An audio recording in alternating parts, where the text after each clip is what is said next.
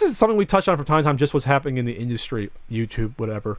One of the biggest YouTube channels, MCM, Machinima, cut staff and basically have gotten rid of some of their quote-unquote popular programming into new financing. I just want to touch upon the fact that, like, for most people that don't realize that YouTube's obviously, this is the new media. These are huge companies. Polaris, owned by Disney, Machinima, there's NBC and all these like TV networks starting to buy out pieces of these. So there's lots of money at play. There's millions at play.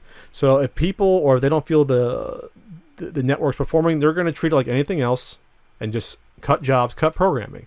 Unfortunately, that's where you're at now with YouTube, where I guess if you're funded by this, they can cut you like your TV network. So there really is going to start to be little difference. If they don't think your YouTube shows make enough money or it's not worth the production cost, goodbye. Right. We have investors now. So it's funny that in the only, this is what, the 10-year anniversary of YouTube? I think it was late 2005. Out of San Diego it started.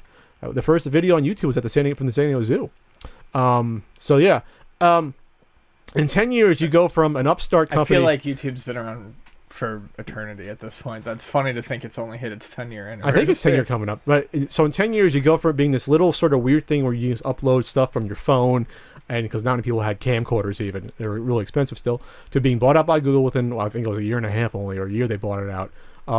Then after it's bought out, you have all the tens of millions of dollars and huge corporations come into it, and now it's like TV, kind of. You have big stars, you have big shows, you have big series that appear on it, and now you have people losing their job in nice chunks because now it's not making the investors enough money.